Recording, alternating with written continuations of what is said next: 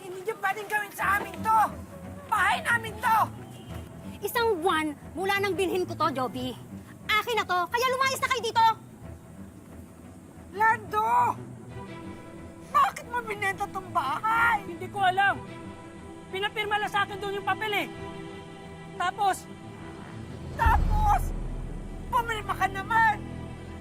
Ano ka ba naman, Lando? akin na yung kontrata! Bitawan niyo ako! Lando! Ang sasamahan niya! Ang sasamahan niya! Ang sasamahan niya! Dahil may hirap kami! Dahil may hirap kami! Hindi mo nila!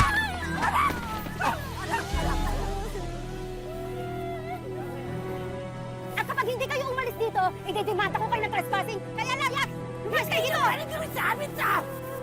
Isusumbong ko kayo sa barangay! Bahala kayo! Tingnan natin kung sino kakampihan ni Kapitan. Sasamahan niya, ha? Dahil may hirap kami!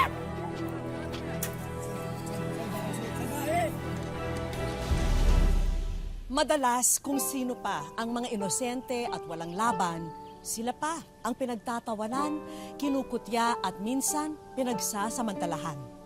Gaya po ng tampok naming kwento ngayon, isang binata na may problema sa pag-iisip o mentally disabled.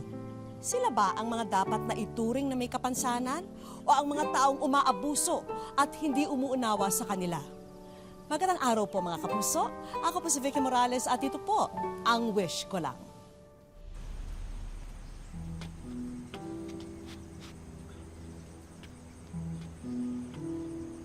sabi ni McCoy, pwede raw tayo rito tumirang muna sa sira niyang jeep. Hanggang kailan tayo magiging ganito, Lando? Gumawa ka ng paraan para mabawi yung bahay natin. Bakit kasi pumilma ka ng kontrata? Hindi mo malang inisip kung para saan yon? Ano? Lando! Lando!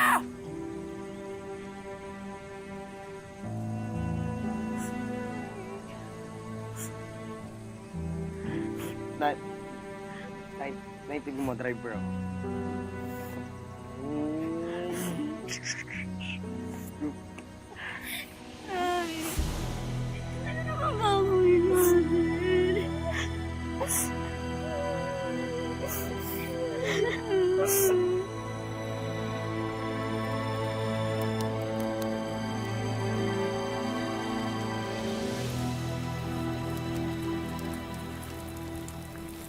Nay!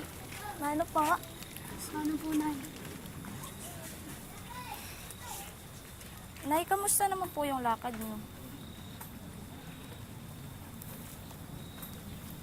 Mukhang hindi na natin mababa yung bahay natin.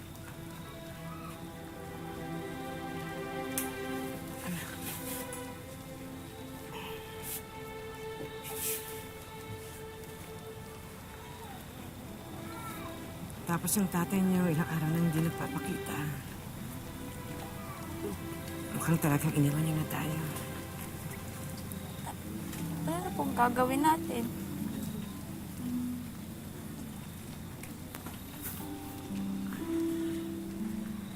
Mga anak,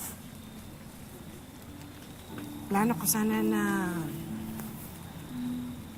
umuwi muna sa Albay doon sa probinsya natin. Kaya lang, hindi ko naman kayang buhayin kayong lahat. Kaya,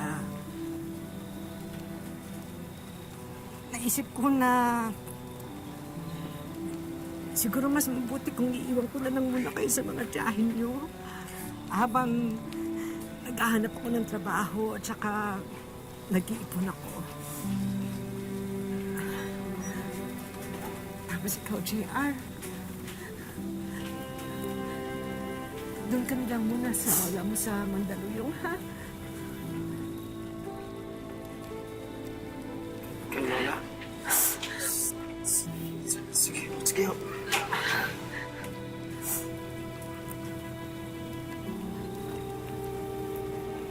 Sa pangako ko sa inyo, babalikan ko kayo.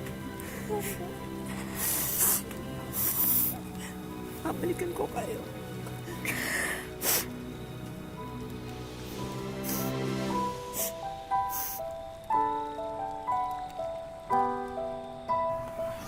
Jason. Apa dito? Ay, Jason, ito si JR ha, anak ni Tita Juby mo. Tutulungan ka niya dito.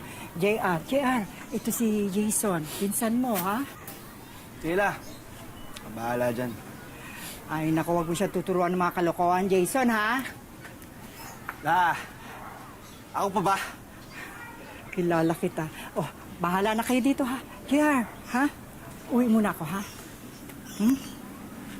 Sige la, Ikaw ha? ingat po.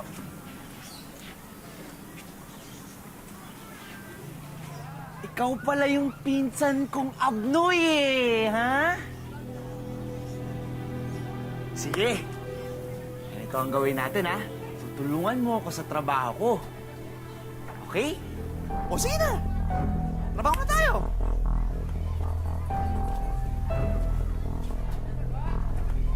O, ingat, ingat. Yan. Balik mo dun.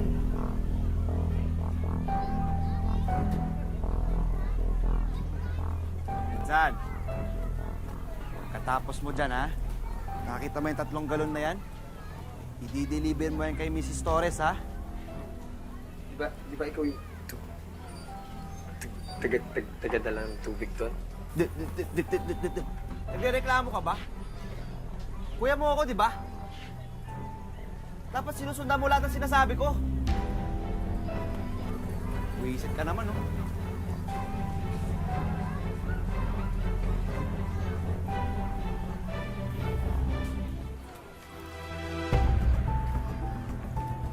Uy, Insan! Wala kaming pera, ah.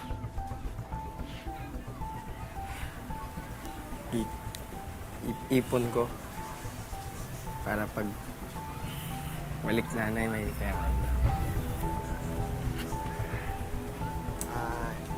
Insan, baka pwede mo naman ako pautangin kasi nubo ako eh.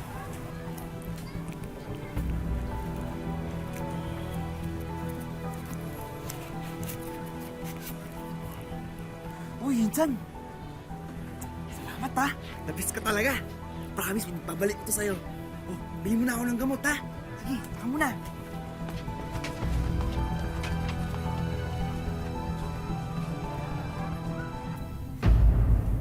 Jason, ano itong parang usok na naaamoy ko dito? Naninigarilyo ka ba? Wala, ala! Nubo lang ako. Nubo lang po. O sige na, linisin mo na yung kulungan ng mga aso ha? Ngayon na! Papula, problema. Ako po bahala na. Sige po, ito po kayo. Ngayon ang mata mo.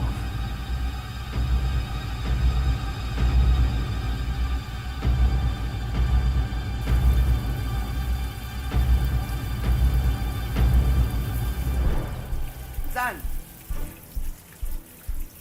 Insan! Bilisin mo daw maigi yan, ha?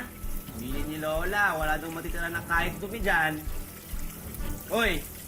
Usap kita. Baho? Pasok ka sa loob, bilisin mo maigi, dili. Oh, eh, no? Kita mo yung dumi dyan, oh. Ayan pa, oh. Dili, pasok ka sa loob. Dili na. Yan, bilisin mo dyan sa loob. Yan, yan. Dito, dito, oh. Dito. Dito.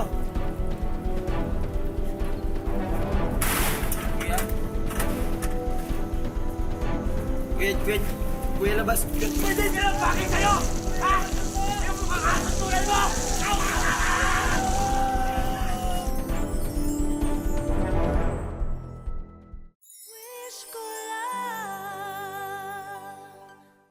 Napilitang ipaampon si JR sa kanyang lola at dito na siya nakaranas ng pagmamalupit mula sa kanyang pinsan. Jason, loko ka talagang bata ka, ha? Hoy! Ano naman? Ano napasin mo? Ha? Ano napasin mo? Alala! Huwag mo ako masigaw-sigaw, ano? Naglilinis lang kami! Naglilinis, ha? Ano napasin mo? Buksan mo! Ayan na! Pumunta ka sa tindahan, maghintay ka! Ano? Ay! Tama na! Ano na? Babae!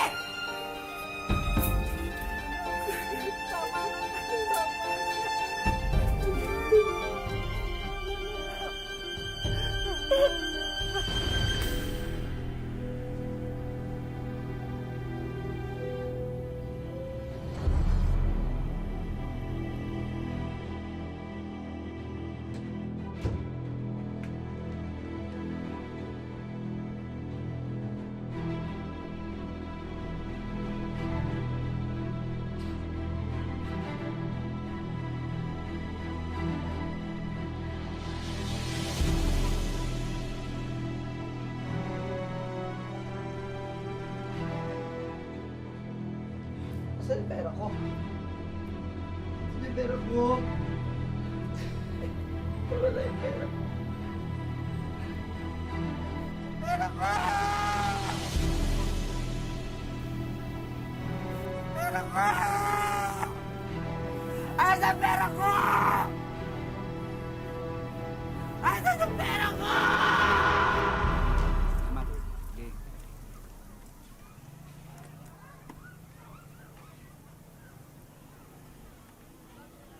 Oh. Nakasimangot ka dyan. Alam ko na yan. Siguro namimiss mo yung nanay mo, no? Alam mo, Insan, may gamot ako para dyan. Para dyan sa lungkot mo. Sigurado ako, pag kinamit mo tong gamot na to, mawawala yung lungkot mo, Insan. Promise!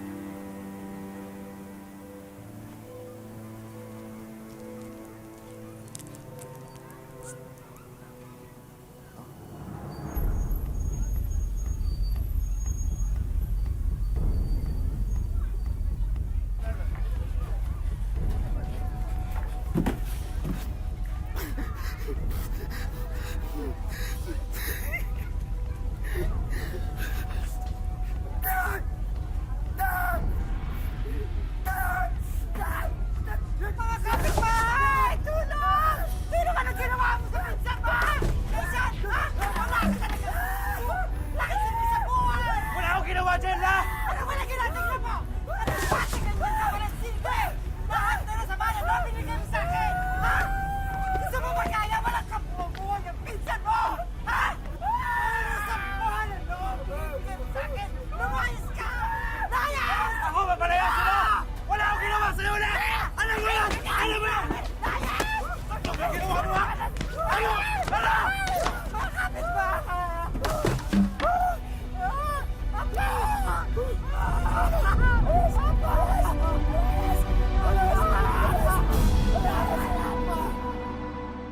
Pinatikim si JR ng ipinagbabawal na gamot. At dahil dito, ang dating malambing at mabait na binatilyo ay naging bayolente.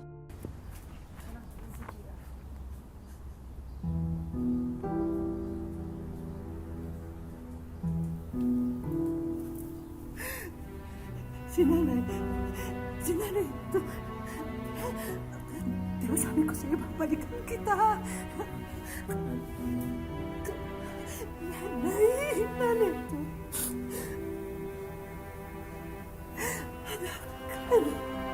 Nanay, ako? Nanay mo ito. Nanay, mahal ako? Mahal ka rin, nanay.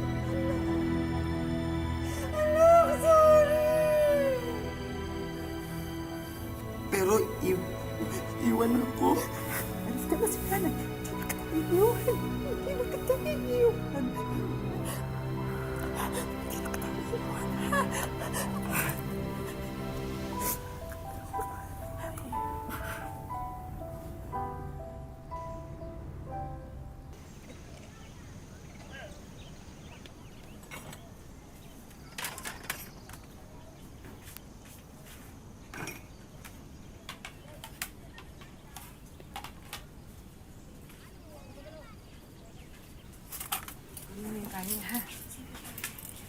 Nanay?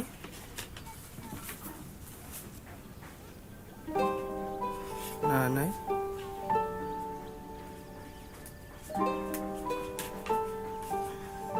Nanay? Kuya, kilala mo na ba ako? Monica? Eh ako kuya, sino ako? Mayra? Eh ikaw, sino ka kuya? JR? Ako JR? Oo. Nanay? Monica? Mayra? Nanay, Monica, Mayra. Jason? Sigurado ako, pag kinamit mo tong gamot na to, mawawala yung lungkot mo, Insan. Jason?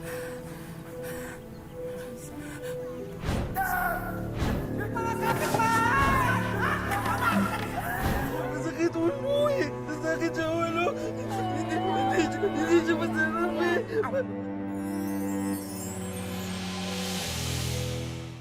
Wish ko lang. Jason? Jason? Sabi Jason, masarap daw. Sabi Jason, masarap daw.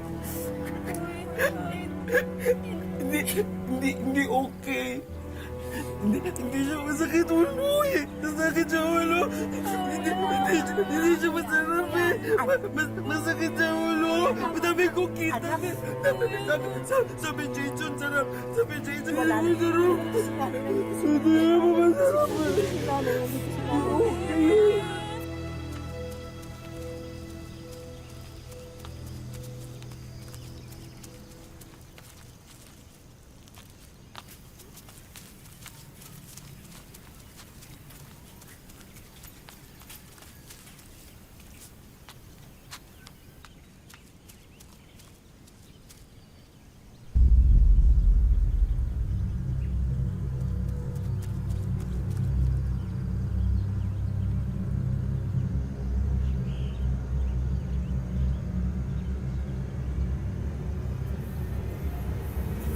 Pasok na tayo sa loob, anak. Kain na tayo.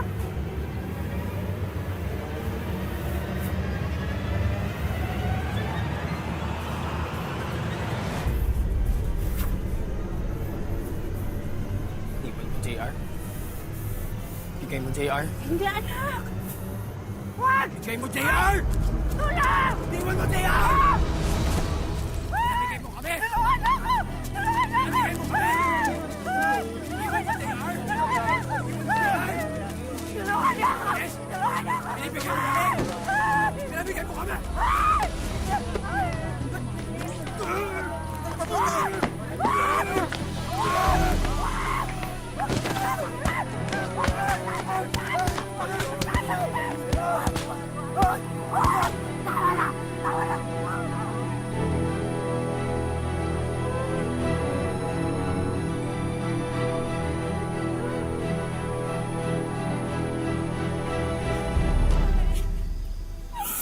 Kailangan na natin dalhin sa ospital si Kuya.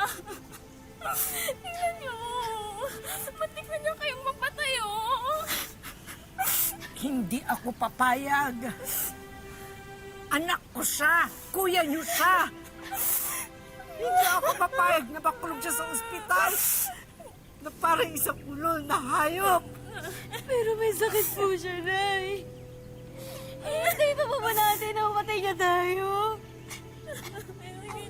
Tama na, tama na. Hindi ako papayag. Hindi ako papayag.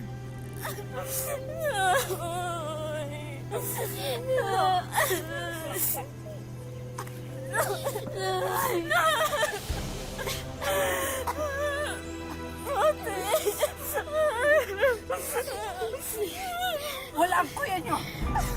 Wala ang kuya niyo. Hanapin natin. Dali!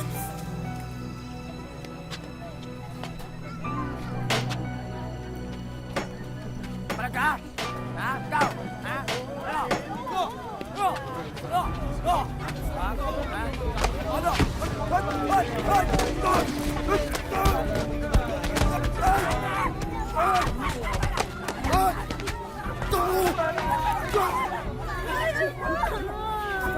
Delikado na yung anak mo, Aling Juby. Pakulong mo na kasi yan. Tama na. Kaya mo na ipakulong ang anak mo. Lumayas na kayo dito. Nakakaperwisyo na kayo.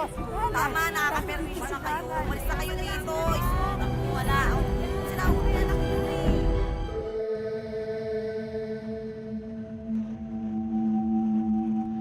Dito sa barangay Masarawag, Ginubatan, Albay, isang lalaki ang tila pinangingilagan ng kanyang mga kapitbahay. Tatakot kami dyan kasi ano baka mang bato. Kahit pasin dyan. Kung inaabutan siguro ng isip. Ginaganon ako, tapos sabi niya sa akin, ng bato, sabi ko, ano ba, GRB ko, baka matamaan mo ako. Tapos umalis siya. Sa video na ipinadala sa aming programa, makikita si JR na nagwawala.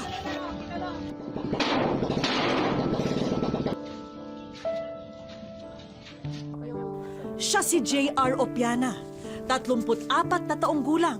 Pero eto siya na madalas natuliro, laging walang kibo, at may mga pagkakataong nagiging bayolente at agresibo. Ito si Jer talaga para salita kung ano-ano, tapos nananakit kung sino-sino, tapos nakakita daw sa puna ng akasya doon. Aminado si Aling Jovita na ipinanganak na hindi husto ang pag-iisip ni JR. Masakit po kasi hindi na nga po ako makaalis-alis. Gusto ko magtrabaho, di ako makapagtrabaho. Ayun na lang palagi ang pinagbabantayan ko. Kasi nananakit siya dito, di ko man maiwanan. Para kay Aling Jovita, magiging panghabang buhay na niyang pasalin ang kalagayan ni JR. Naisin man niyang mapatignan sa espesyalista ang anak, tila malayo naman daw ito sa realidad. Kulang na kulang kasi ang kanyang kinikita sa pangunguhan ng pili at ang ipinadadalang pera ng kanyang anak. Ang gusto ko po muna kay Jer na matulungan siya sa pag-iisip niya. May ano po siya, madala maipagamot. Ipinarating ni Monica sa aming Facebook page ang sitwasyon ng kanyang kuya JR. Awang-awa raw siya sa kanyang ina na mag-isang nag-aaruga sa kanyang kuya. Sumulat po ako sa programa ng GMA sa wish ko lang para po matulungan yung kuya ko sa kondisyon niya kasi alam kong nahihirapan na po yung kuya ko. Kahit ganun po siya, isip bata. Naaano niya po magluto, maglaba, lahat po ng ano kaya niya. Ngayon, hindi niya na magawa dahil sa sitwasyon niya na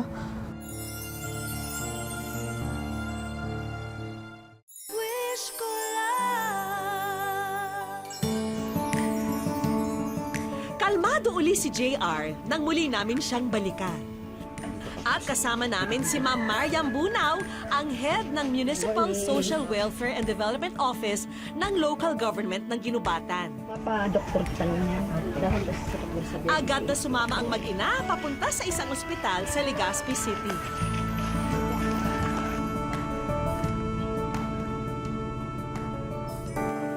May appointment kami sa kaibigan naming psychiatrist. Sa unang pagkakataon ay maipasusuri si JR sa espesyalista. Ang diagnosis ko sa kanya is schizophrenia saka intellectual disability disorder. No? Yung schizophrenia dahil doon sa simptomas na nagsasalita siya mag-isa, no? Nagiging violent siya. Panghabang buhay raw ang kondisyon ito. Pero sa tulong ng medikasyon, maaari namang maging manageable at functional pa rin ang isang taong may schizophrenia. Ang goal natin dyan sa management is that pag binigyan natin siya ng gamot, kung ano yung dati niyang nagagawa, yun yung una natin na gustong i-attain. Nagbigay si Doc at ang ospital ng libreng gamot para kay JR. At kung magiging regular ang pagpapacheck up at pag-inom ni JR ng gamot, maiwasan daw ang pagsumpong ng kanyang kondisyon. Pero teka, Aling Jovita, may iabot pa ang isa naming kaibigang doktor. Wish ko lang. Ma'am Becky, sana po mapansin niyo po ang aking kuya.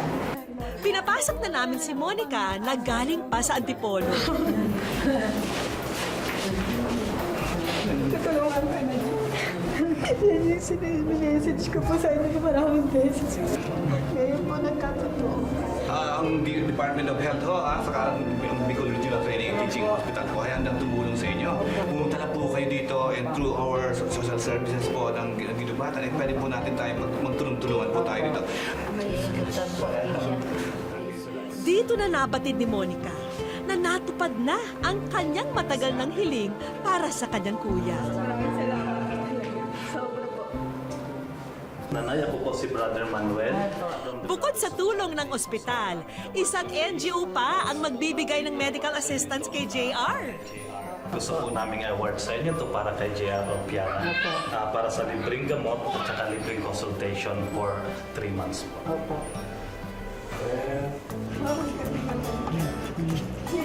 At hindi pa natatapos ang aming sorpresa. JR, Aling Jovita, pagdamutan nyo na po ang sandamakmak na groceries na ito na maaari nyong ibenta.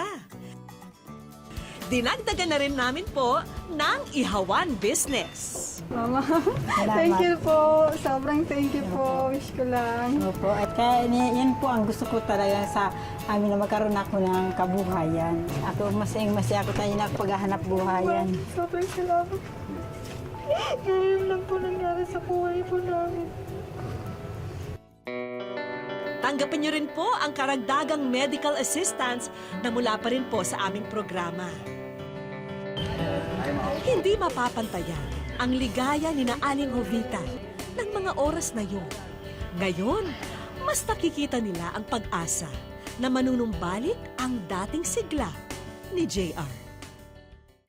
Hindi dapat katakutan, pagtawanan at lalong hindi dapat abusuhin ang mga kagaya ni JR. Dahil mas kailangan nila ang ating pangunawa, pagtsatsaga at kalinga. Hanggang sa susunod na Sabado mga kapuso, ako po si Vicky Morales at ito po ang Wish Ko Lang.